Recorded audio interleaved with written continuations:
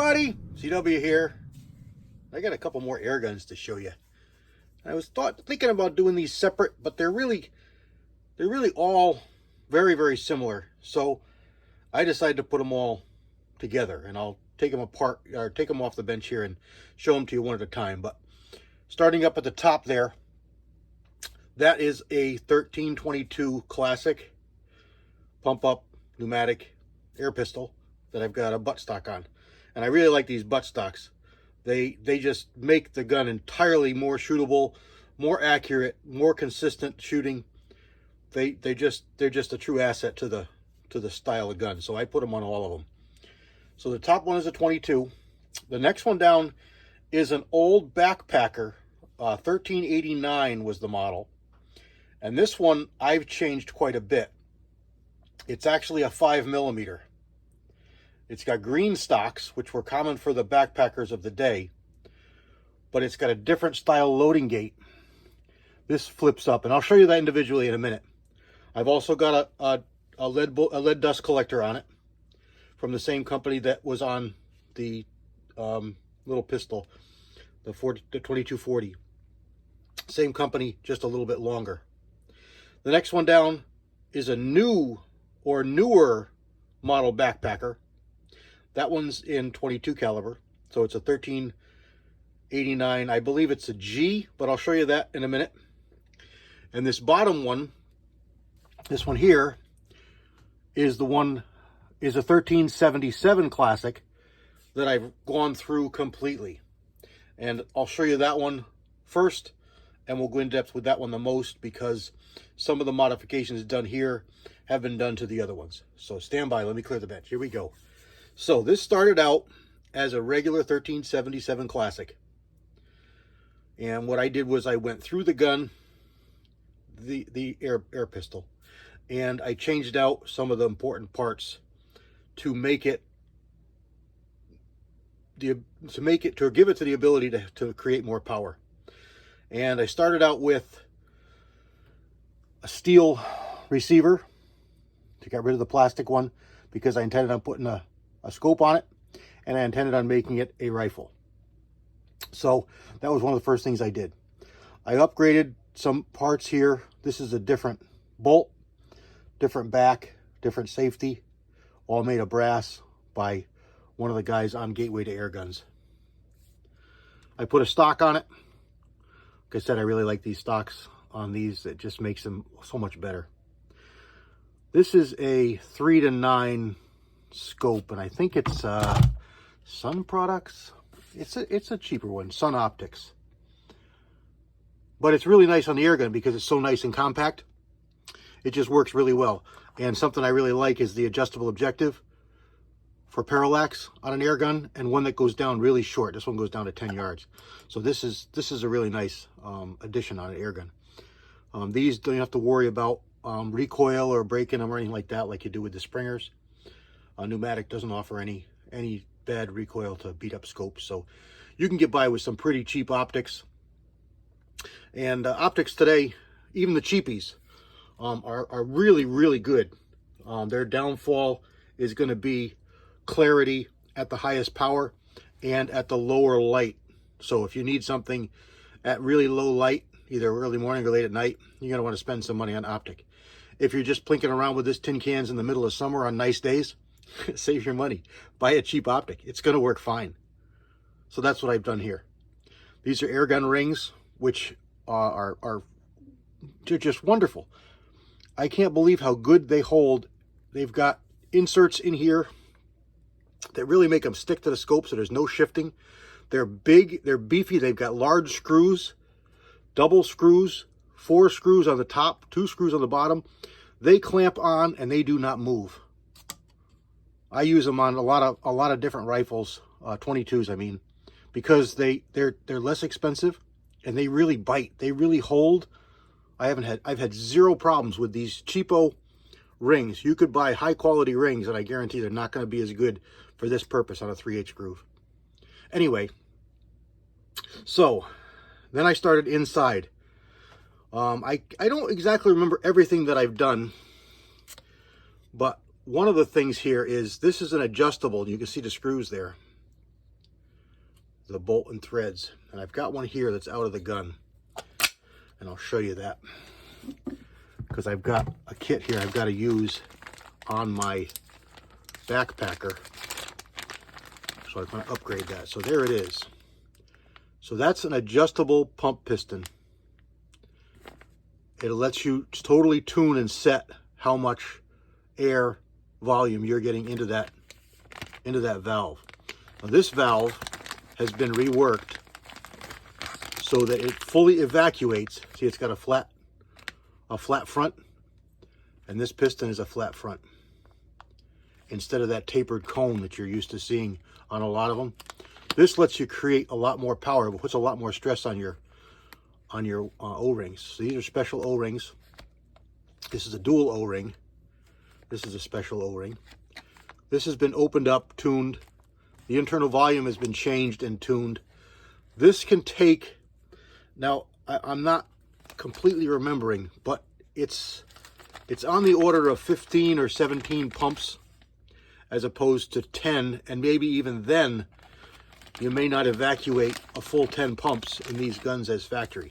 And you can prove that or check it for yourself by simply pumping it up 10 times and loading a pellet and shooting it, and then cocking it, loading a pellet, and attempting to shoot it again. If it shoots a second time without pumping, you're not fully evacuating that cylinder for the amount of pressure you're creating, and it just shows that you're not as efficient as you could be.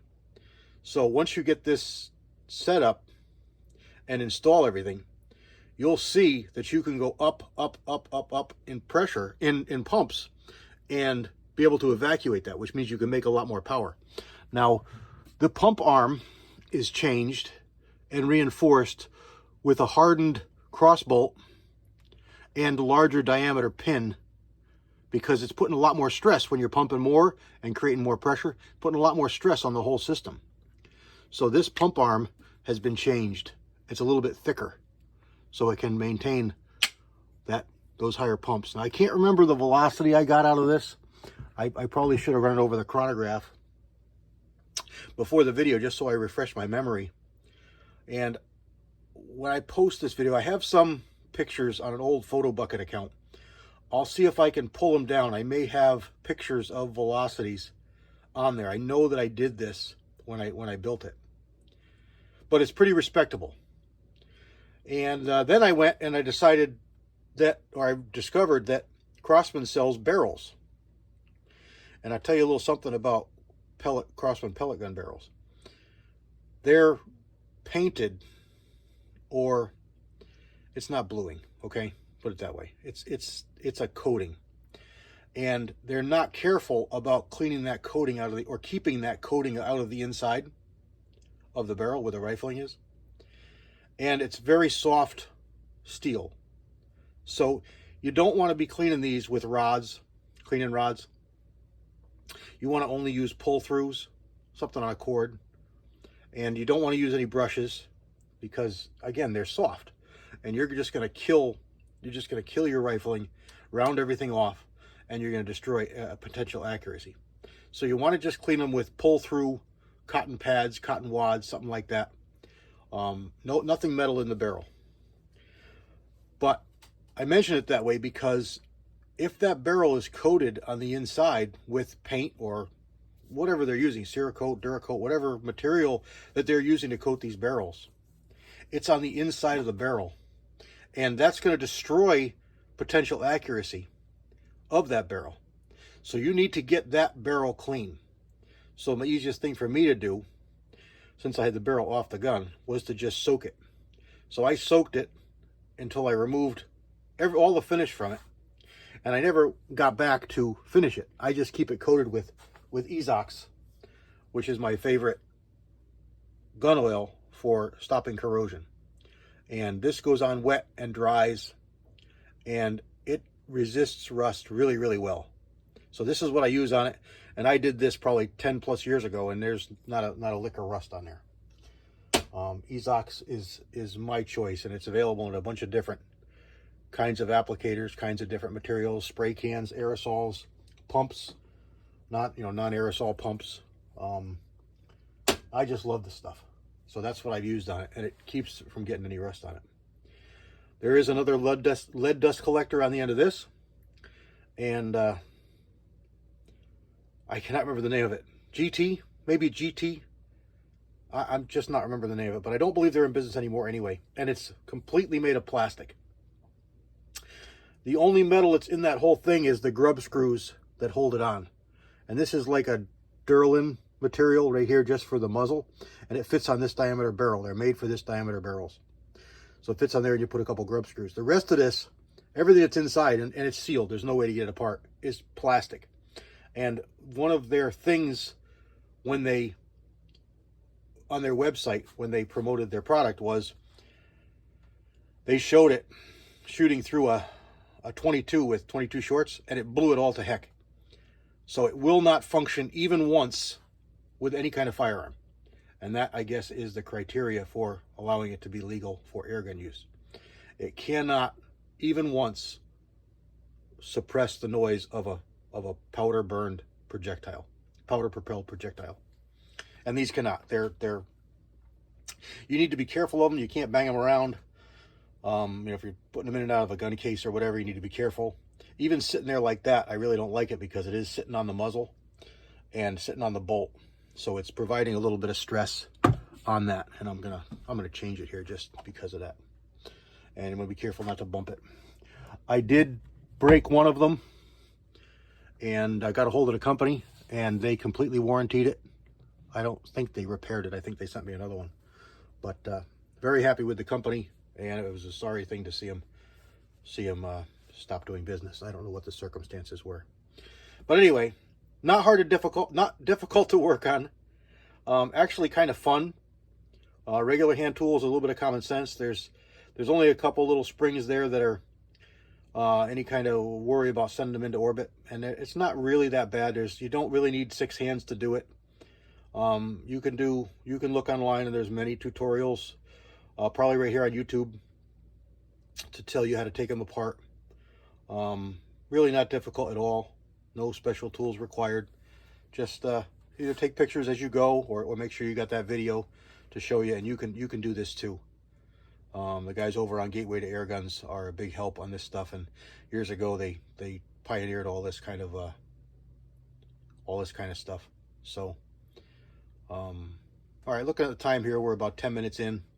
So I think what I'm going to do is I'm going to make this multi-part and break it up after all, and I'll play that first little clip in the front of all these videos and just go through and do one on each one, because they all but the 122 deserves its own video, and I'll probably throw that in with one of the backpackers. So there we go. This one's a 177. It shoots really good, and I'm going to try and roll in some pictures from that old Photo Bucket account so that you can see what I've done with this. It's a really good shooter. It's super accurate, and it's a good powerhouse. All right, everybody. Hope you enjoyed it. I hope you can build up one too. God bless.